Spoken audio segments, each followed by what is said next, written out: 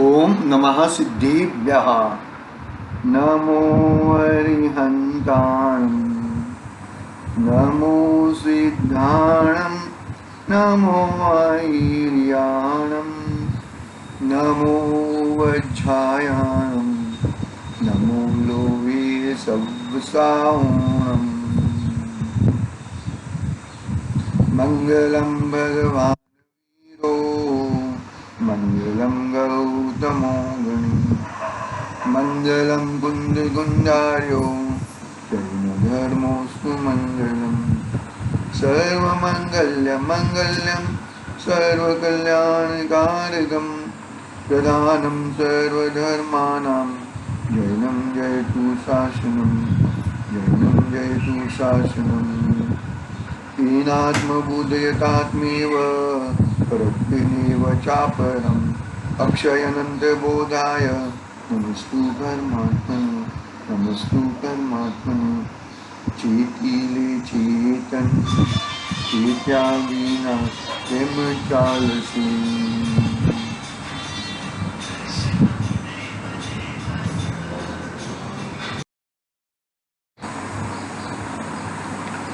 समाधि तंत्र पूज्यपाद स्वामी का महान ग्रंथ अपने सामने विराजमान है।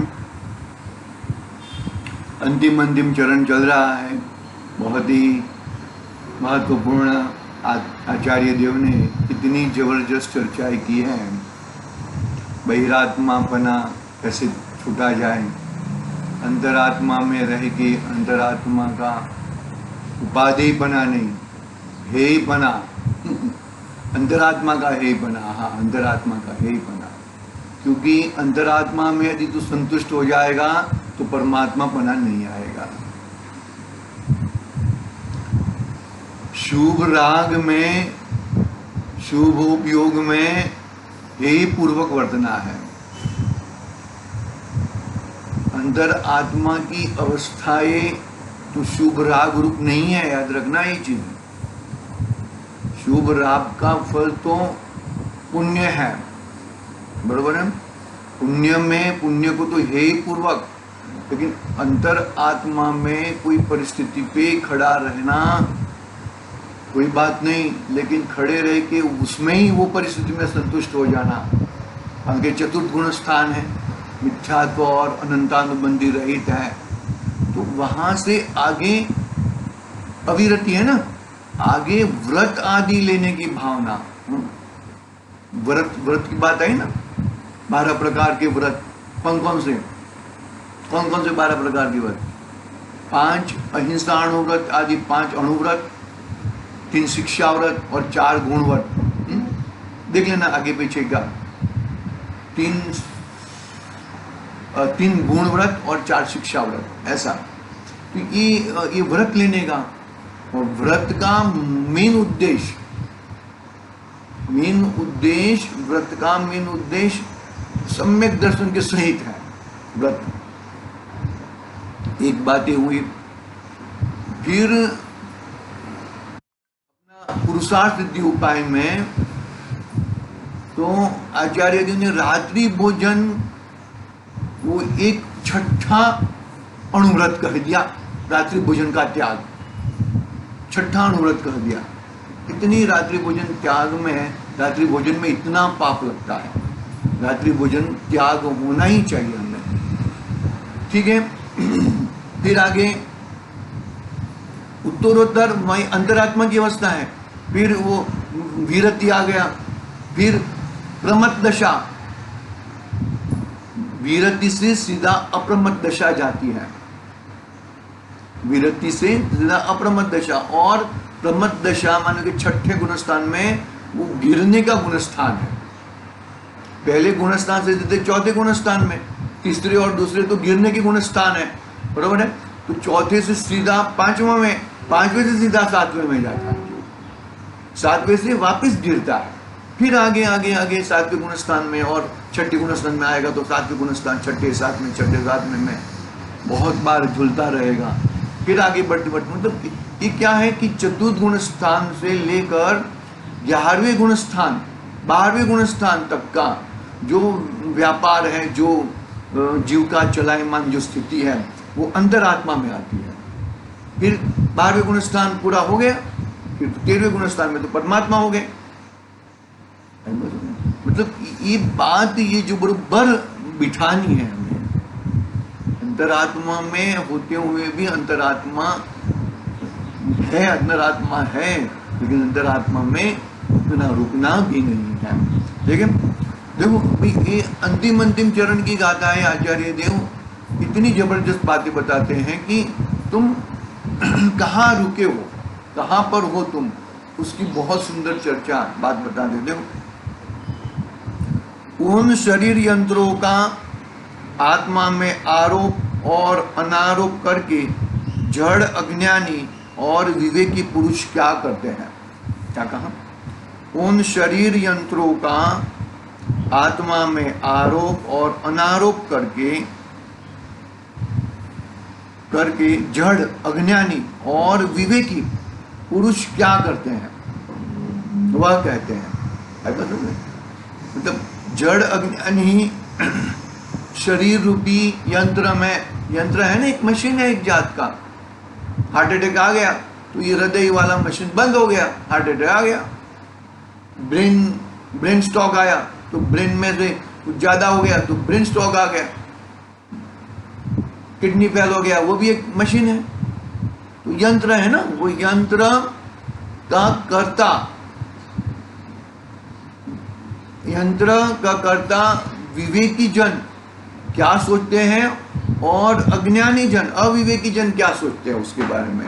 तो वो उसकी बात 104 नंबर की गाथा में, 104 नंबर के श्लोक के माध्यम से आचार्य देव कह रहे। देखो, चान्यात्मनि समारोप्य साक्षाणस्ते सुखम जड़ तत्कर्ता रूपम पुनः विद्वान प्राप्तो नीति परम पदम। क्या कहते हैं? देखो, मूढ़ अक्षयमय आत्मा बिन भोगे दुख संताप सुधी तजे यह मान्यता पावे शिव पद आम। देखो अनुवाद पढ़ते हैं। मूढ़ अक्षय में आत्मा घिन भोगे दुख संताप सुधी तजे यह मान्यता पावे शिव पद आप। क्या कहते हैं? देखो अनुवाद,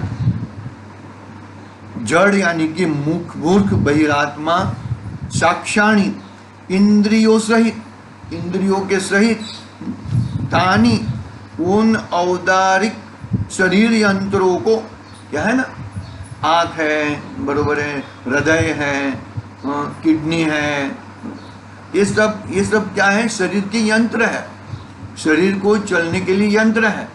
आत्मा उसको चलाता नहीं है। लेकिन अज्ञानी क्या मानता है कि ये शरीर यंत्र को मेरा आत्मा चलाता है। शरीर का यंत्र शरीर के रूप से चलते हैं, इसमें कोई और कोई चलाने वाला नहीं है।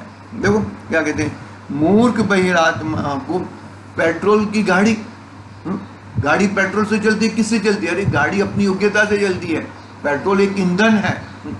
ये पंखा है, पंखा किससे चलता है? इलेक्ट्रिक से। तो इलेक्ट्रिक से चलता है तो इलेक्ट्रिक चली जाती है तो रुक जाता है। अरे भाई, उसके रुकने के कारण बहुत सारे होते हैं। तो ऐसा, तो ये दो मूर्ख बहिरात्मा इंद्रियों सहित उन औदारिक शरीर यंत्रों को आत्मानी समारोप्य, आत्मा में आरोपण करके मैं चलाने वाला हूँ, मैं गोरा हूँ, मैं काला हूँ, मैं सुलोचन हूँ, ये सब इत्यादि रूप से उसकी आत्म तत्व की कल्पना करके असुखम आस्ते, यानी कि दुख भोगता रहता है। इसकी क्रिया, अरे वो जो शरीर यंत्र है वो तेरे हिसाब से चलने वाला नहीं है, वो तो अपने हिसाब से चलने वाला है, अपने में रहने वाला है। वो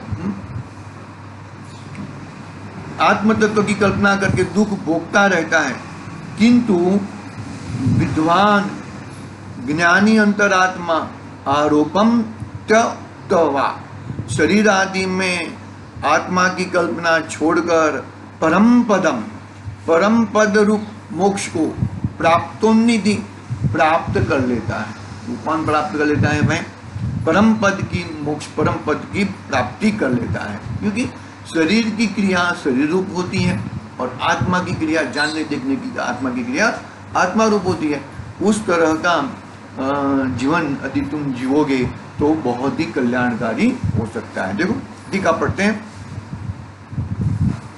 उन अक्ष सहित शरीर यंत्रों को आत्मा में आरोपित करके, शरीर यंत्रों को आत्मा मानकर, अर्थात मैं गोरा हूँ, सुंदर आँख वाला हूँ, मैं मोटा हूँ, मैं काला हूँ, मैं बहुत ही दौड़ने वाला हूँ, मैं ये बचाने वाला हूँ, मैं ये करने वाला हूँ इत्यादि अभेद रूपपने यानी कि वो बोलना कोई बात नहीं, वो कोई प्रॉब्लम नहीं है, लेकिन उसमें वही मैं हूँ।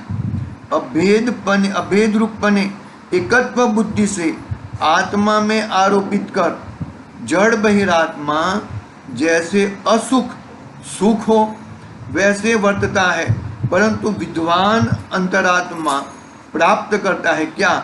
उस परम पद को, मोक्ष को क्या करके? तज कर शरीर आदि का आत्मा में जो आरोप अध्यवसाय है उसका तज कर, उसे छोड़कर शरीर को शरीर रूप मानता है और आत्मा को आत्मा रूप मानता है। इस तरह जो शरीर को अपना मानेगा वो घूमेगा और शरीर को शरीर रूप मानेगा और अपने में अपनापन करेगा तो वो आगे शरीर रहित यानी कि अशरीरी होता है। बहुत ही सुंदर गाथा है। देखो भावार्थ पढ़ते हैं। मैं गोरा हूँ, मैं सुंदर हूँ, मैं मोटा हूँ इत्यादि रूप शरीर आदि में आत्मा की अभेद कल्पना करके, आत्मबुद्धि करके अज्ञानी बहिरात्मा सुख दुख मानता है, परंतु ज्ञानी अंतरात्मा आत्मा में शरीर आदि का मिथ्या अभेद अध्यवसाय का त्याग करके ब्रह्म पद को, मोक्ष को प्राप्त करता है। अभी तो अंतिम चरण चल रहा है। अंतिम चरण में भी आचार्य देव कितनी जबरदस्त, कितनी मतलब हमें लगता है कि ऐसी बात तो हम नहीं मारे, तुम्हारे उंडे वो चीज पड़ी है। शरीर का पोषण करना, शरीर में अपनापन मानना, शरीर की एकत्व बुद्धि नहीं छोड़ना, वो सब तुम्हारे अंदर मन में उंडे पड़ा है भैया। तुम्हारी रुचि उस तरफ घूमती है, तुम उस तरफ घूमते हो, ऐसा है। देखो पढ़ते हैं आगे, विशेष स्पष्टीकरण है। बात एकदम इजी लगती है, लेकिन अंदर के परिणाम में, अंदर के अभिप्राय में ये बात पड़ी हुई रहती है। ऐसा उदासीन होके बैठा रहेगा मुंह टेढ़ा करके, इससे काम। उदासीन का यानी कि आनंदता यानी कि कहाँ पे आनंदता? अपने स्वभाव में, अपने वस्तु में आनंदता, वो चीज अपनी है भैया। देखो विशेष स्पष्टीकरण पढ़ते हैं हम यहाँ से। अनादि से शरीर और आत्मा के संयोग संबंध है। एक क्षेत्राओं का संबंध है, संयोग संबंध है, तादात्म्य संबंध नहीं है, एक में रहने वाले संबंध नहीं है। अनादि से शरीर और आत्मा के संयोग संबंध है। इस संबंध के कारण शरीर के अंगोपांग की क्रिया देखकर अज्ञानी को भ्रम होता है कि ये सब क्रियाएं आत्मा की हैं, परंतु वास्तव में आत्मा और शरीर के लक्षण एक दूसरे से अत्यंत भिन्न है। क्या हुआ? दोनों के लक्षण भिन्न भिन्न है। उसका जड़ स्वरूप स्वभाव है और इसका आत्मचेतन रूप स्वभाव है। जड़ रूप रहता है और चेतन रूप रहता है। लक्षण एक दूसरे से अत्यंत भिन्न है। एक चेतन और एक अरूपी, दूसरा अचेतन और जड़ और रूपी है। अचेतन कर्म है, वो अचेतन है, जड़ है और रूपी है। और आत्मा कैसा है? चेतन है, अरूपी है, ज्ञानवान है। चेतन यानी कि ज्ञानवान। दोनों के मध्य मात्र निमित्त नैमित्तिक संबंध है, कर्ता कर्म संबंध नहीं है। निमित्त एक उंगली हिलाने का कार्य उस शरीर का है। आत्मा का कार्य जानना देखना है भैया, बहुत समझने जैसी बातें हैं। दोनों के मध्य मात्र निमित्त नैमित्तिक संबंध है, परंतु अज्ञानी भ्रम से निमित्त नैमित्तिक संबंध के बदले कर्ता कर्म संबंध समझकर अपने को सुखी दुखी मानता है। शरीर के संबंध से अपने को सुखी दुखी मानता है। बहुत अच्छी तरह से समझने, मतलब बात अपने को ऐसे लगती है कि हम अरे, लेकिन अंदर अंदर में अभिप्राय में ये सब ऐसी बातें अंदर गुंथी हुई हैं। वहां से निकलना बहुत ही जबरदस्त पुरुषार्थ लगता है। देखो, अपने को सुखी दुखी मानता है। ज्ञानी को शरीर और आत्मा का भेद ज्ञान है। वह शरीर की क्रियाओं को आत्मा की क्रिया नहीं मानता। उसको शरीर में आत्मबुद्धि एकता बुद्धि नहीं है, इसलिए उसको शरीर की क्रिया में कर्ता बुद्धि नहीं है। शरीर आदि में कर्ता बुद्धि नहीं होने से उसको हर्ष शोक अथवा राग द्वेष भी नहीं है। उनके अभाव में ज्ञानी को कर्म का नया बंध नहीं होता। वेद विज्ञान के बल से जैसे जैसे वितरागता बढ़ती जाती है, वैसे वैसे पुराने कर्म भी उदय में आकर निर्जित हो जाते हैं। अंत में कर्मों का संपूर्ण अभाव होकर परम वितराग पद की प्राप्ति करता है। इतनी व्यवस्था बता दी कि भाई जो चीज है वो चीज को अंगीकार करो, वो चीज को अमल में लाओ। जो निमित्त नैमित्तिक संबंध है उसको कर्ता कर्म संबंधी मत मानो। कर्तापना है, लेकिन कर्तापना कहाँ पर है? जानने देखने रूप मेरा कर्तापना है, लेकिन ये उंगली हिलाने का कर्तापना, ये बोलने का कर्तापना, सुनने का कर्तापना, ये मेरा स्वभाव नहीं है। ये शरीर का स्वभाव है। शरीर का यंत्र रूप वो कार्य होता है। गाथा में आए ना कि जो यंत्र है, शरीर है, वो यंत्र रूप चलता है। वो यंत्र रूप चलता है, वो यंत्र रूप मानते हैं। पकड़ना, इस अच्छी तरह से बात को अच्छी तरह से पकड़ना और पकड़ के अपने को जो चीज जैसी है ऐसी माननी है, ऐसी करनी नहीं है। जो जुदी है उसको जुदी जाननी है, जुदी माननी है। न उसको एक मानना है, एक है तो एक मानो। आत्मा किसके साथ एकता है कि ज्ञान दर्शन चारित्र आदि एकता है, तो उसको एक रूप मानो। और जड़ है, वो स्पर्श रस गंध वर्ण वाला है, तो उसको उसके साथ एक रूप मानो। जो गुण है वो गुणों के हिसाब से परिणमन हो रहा है, तो वो परिणमन मेरा नहीं है। पुद्गल का परिणमन पुद्गल के गुणों रूप होता है और आत्मा का परिणमन आत्मा रूप होता है। तो ऐसा भेद विज्ञान करने से, ऐसे भेद खड़ा करके अभेद को पकड़ना है ना। आत्मा अभेद है, अभेद को पकड़ना है। और जो चीज अभेद को पकड़ेगा तो ही उसका कल्याण होएगा। मतलब अंतिम गाथाओं में आचार्य देव इतनी जबरदस्त बात है। अंतिम अवस्था में ऐसी अवस्थाएं हो सकती है, ऐसी भावनाएं आ सकती है, ऐसा कुछ हो सकता है। देखो ना, वो जिनसेन मुनिराज को बताया गया कि भाई ये मुनिराज को मैं दर्शन करके आया हूँ महावीर स्वामी भगवान के समोसरण में, तो बोले कि अभी यदि उनका देहांत हो जाए तो नरक में चले जाएंगे। वापिस पूछा गया अभी कैसे परिणाम है, तो अभी देखा जाए तो अभी ऐसे परिणाम आ जाएंगे तो भाई वो स्वर्ग में जाएंगे। और वापिस थोड़े समय के बाद बैंड बाजा नगारा बजने लगा कि क्या हो गया, कि भाई जिनसेन मुनिराज को केवल ज्ञान की प्राप्ति हो गई। क्यों ऐसा? देखो वो परिणाम, देखो मुनिराज है, अंतिम अवस्था में है, लेकिन अंतिम अवस्था में ग्रामवासियों के क्या जाना कि भाई ये वो राजा थे, उनके पुत्र को देश निकाला दे दिया और प्रधान ने वो कर दिया। हाँ, तो ये ऐसा उसमें बहुत कषाय आ गई, क्रोध आ गया, ये मेरा है, मेरा वो था, तो अपने मुकुट से मारने के लिए गए प्रधान को। भूल गए कि मैं मुनिराज हूँ। समझ लो क्या कैसे परिणाम आते हैं। परिणामों को संभालना बहुत जरूरी है। और वो परिणामों के आधार से आगे बढ़ते क्या करते हैं भाई हम? देखो हाँ क्या क्या करते हैं देखो, फिर आगे आगे बढ़ते बढ़ते वही चीज, अरे यहाँ पे हाथ लगाया तो यहाँ पे तो केश लोचन, वो यहाँ पे मुकुट तो नहीं था, फिर अपने आप को मालूम पड़ा कि भाई ये तो मैं तो मुनिराज हूँ।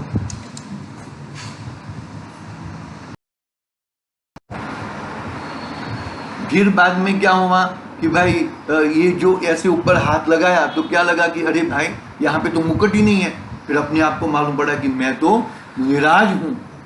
तो फिर वो हिसाब से शुभ हो गया, पहले अशुभ के परिणाम आ गए, फिर शुभ के परिणाम आ गए, और फिर अंदर में ध्यान लगाया और आत्मा के साथ एकाग्रता बना किया, किसी भी प्रकार के किसी से साथ कोई संबंध नहीं रखा, और सीधे अपने ध्रुव चैतन्य उसके तत्व के साथ मिलान करके सभी प्रकार के कर्म, वो ऐसे कर्म उदय में आते हैं, नहीं आते ऐसा नहीं है। देखो पारसनाथ मुनिराज को भी कैसे कर्म उदय में आए, रामचंद्र जी को कैसे कर्म उदय में आए, अंतिम अवस्था है, और सीता के जीव पतिंद्र देव बने हैं, उनको आगे उनको ये सब करने का भाव आए। मतलब ये आते हैं, ऐसी अवस्थाएं आती हैं, लेकिन ये जो है वो मेरी अवस्था नहीं है, मेरा यंत्रपना नहीं है, वो शरीर का जुदा है और मैं जुदा हूँ, मैं ज्ञान स्वभावी हूँ। वैसा लाके वो जीव अंदर में बैठ जाता है और फिर अपना कल्याण करके आगे बढ़ जाता है। इस तरह की बात यहाँ पर हुई है। और वितरागता पद ही, वितराग रहना, वितराग पद रहना, वही अपना स्वभाव है, उसमें ही जमे रमे। इस तरह की आज की बात पूरी की है। देखते हैं कल अब 21 श्लोक बचा है, 105 नंबर का, बाद में अपना समाधि तंत्र पूर्ण हो जाएगा। फिर तो शिविर में भी जाना है, फिर देखेंगे आगे कौन सा ग्रंथ प्रारंभ करेंगे, उसके बाद आगे लगेंगे। आज के लिए ओम नमः सिद्धिभ्यां।